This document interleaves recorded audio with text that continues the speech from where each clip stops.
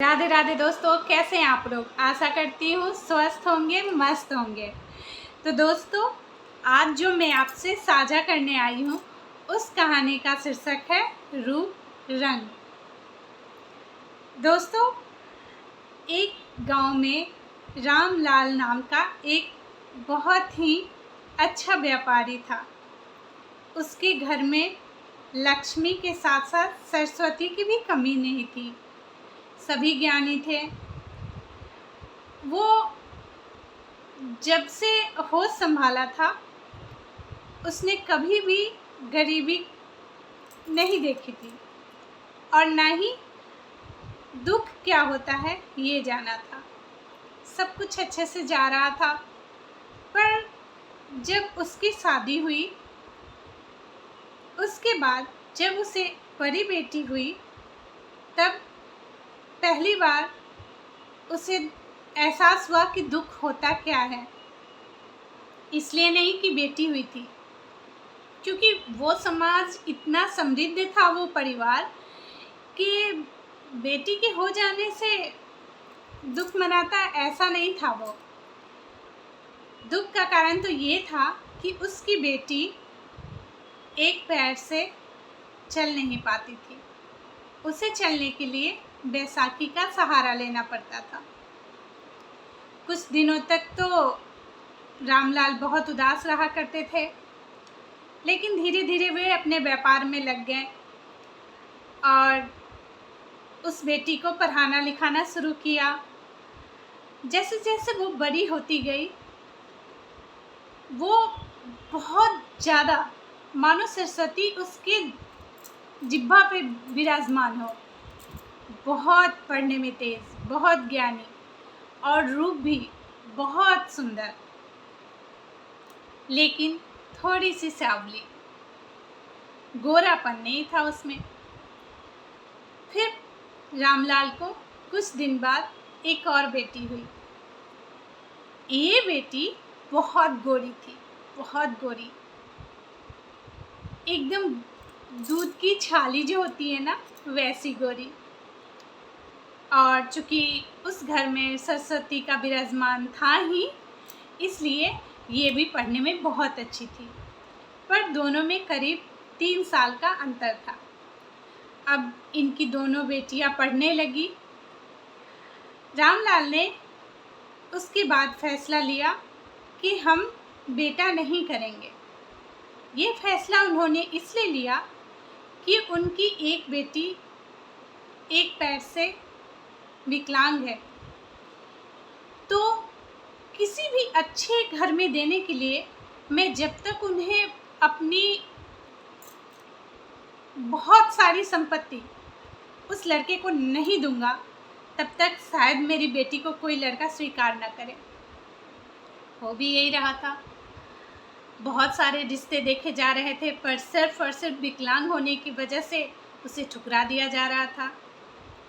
देखते देखते वो जो बड़ी लड़की थी बिमला, उसने अपनी पहली मेहनत में ही टीचर की नौकरी निकाल ली। दूसरी बेटी भी प्रयास में लगी हुई थी, पर बड़ी बहन का मदद लेके भी पहला प्रयास उसका नाकाम रहा। सबने कहा कोई बात नहीं, तुम फिर अगली बार दे देना। और उसके बाद रामलाल फिर से बिमला की शादी के लिए हर जगह लड़का तलाश करने लगे। किसी भी बड़े घर में जाते तो उनको ना का सामना करना पड़ता। हर जगह ना ना ना ना सुनते सुनते वो थक चुके थे। बिमला उनके परेशानी को रोज़ देखती थी। वो एक दिन अपने पापा से बोली, पापा, आप हर उस परिवार में क्यों जाते हो जहाँ सब कुछ भरा पूरा है? वहाँ मेरी ज़रूरत कैसे होगी पापा? आप क्यों ना एक ऐसा परिवार देखते हो जहाँ पैसे की बहुत किल्लत हो, पर लड़का स्वभाव का अच्छा हो, सीधा हो, मेहनती हो। आप ऐसे परिवार को तलाशिए। रामलाल आश्चर्य से अपनी बिटिया को देख रहा था। ये कब इतनी बड़ी हो गई? इतनी इतनी बड़ी बड़ी बातें कर रही है। उसने कहा, बिटिया क्या तुम रह लोगी वैसे घर में इस सुख समृद्धि को छोड़ के?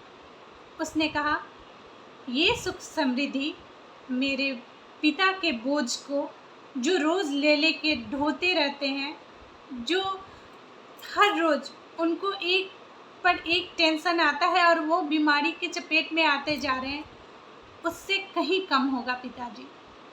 आप मेरी बात मानो, और मैं तो कमा ही रही हूँ ना, तो उस घर में मेरी पूछ जरूर होगी पिताजी।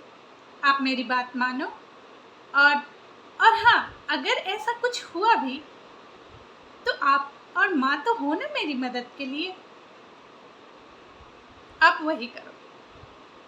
रामलाल टूटे मन से ही सही, लेकिन बिटिया की बात मान लिया और वैसे घर में जाके बटुहई शुरू किए जिसमें लड़का धन धान से कमज़ोर हो पर लड़का सीधा और अच्छा हो, हेल्थ का भी और स्वभाव का भी।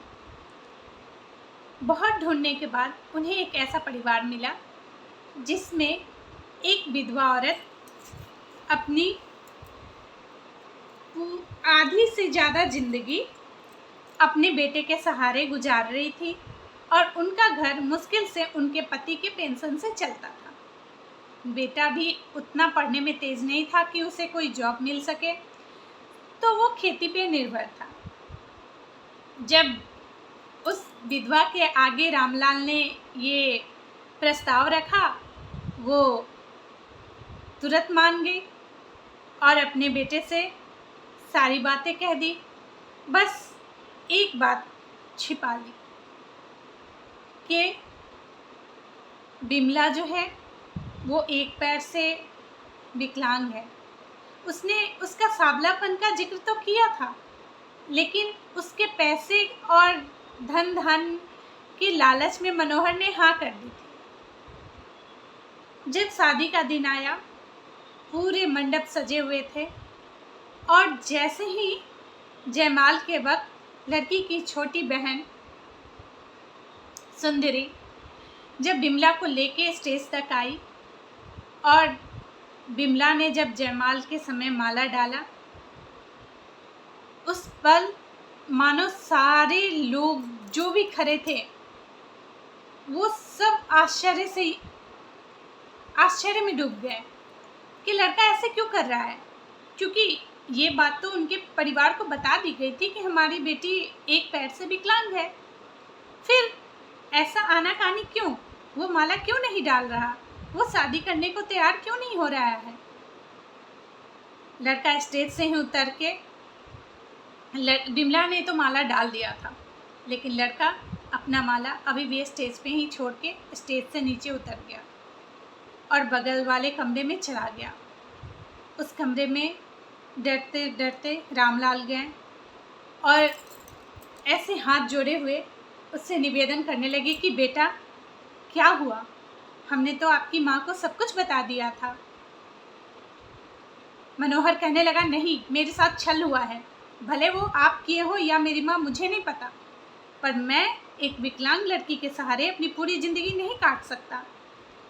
रामलाल ने कहा, मैं अपनी कहो तो आधी से ज़्यादा संपत्ति आपके नाम कर दूंगा। मनोहर ने कहा, नहीं, मुझे जीवन साथी की तलाश है। संपत्ति तो कभी भी कमाई जा सकती है, पर क्या मैं उसका पैर ठीक कर सकता हूँ? और ऊपर से देखने में भी कितनी कुरूप है वो। रामलाल ने कहा, नहीं बेटा, ऐसे नहीं कहो। उसकी आंखें, उसका नयन, सब कुछ देखने में तो वो बहुत प्यारी है, सिर्फ उसका रंग सांवला है बेटा। मनोहर जिद प्यारा था। रामलाल हाथ जोड़े बार बार मिन्नत कर रहे थे। मनोहर ने एक अजीब सी बात डाल दी। रामलाल थोड़ी देर के लिए सोच में पड़ गए, लेकिन फिर बड़ी बेटी के लिए उन्हें हाँ करना पड़ा। वो शर्त ये थी कि मनोहर, या यूँ कहें कि लालची मनोहर ने आधी संपत्ति के बजाय एक ऐसा कार्ड खेला कि क्यों ना पूरी संपत्ति अपने नाम कर ली जाए। और उसके बजाय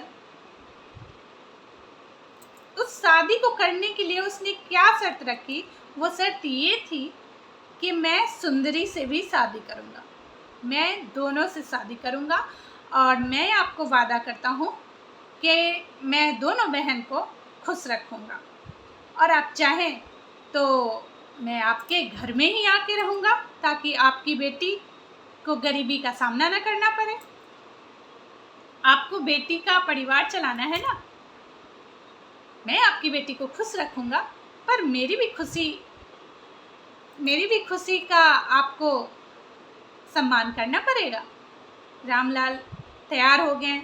छोटी बेटी को बहुत जिद के बाद मनाया गया, जबकि छोटी बेटी को तनिक भी इच्छा नहीं थी, पर सिर्फ और सिर्फ बिमला के लिए उसने हामी कर दी।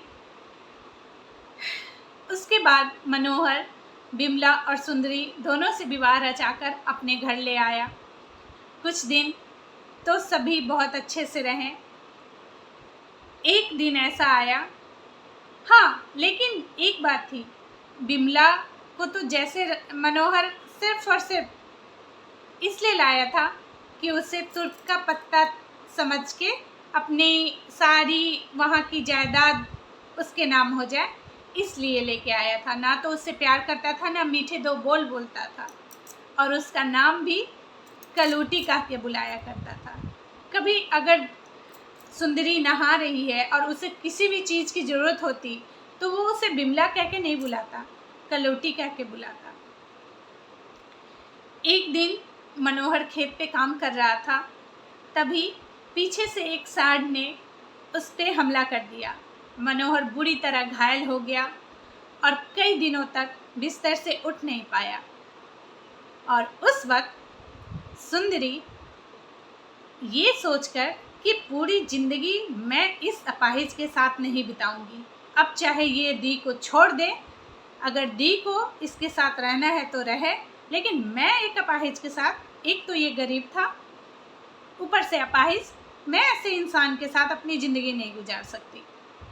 ऐसा कह के उसने मनोहर को छोड़ वहाँ से निकलना ज़्यादा बेहतर समझा और मनोहर को कह के गई कि मैं बहुत जल्द तलाक भेजूंगी, तुम्हें रहना है अगर दी के साथ तो रहो, वरना इसे छोड़ दो, मैं तुम दोनों के कारण अपनी ज़िंदगी बर्बाद नहीं करूंगी। ऐसा कह सुंदरी निकल गई, पर अब भी रामलाल बिछावन पे ही पड़ा था। यहाँ तक कि उसे कहीं एक पैर रखने के लिए भी एक इंसान की ज़रूरत पड़ रही थी।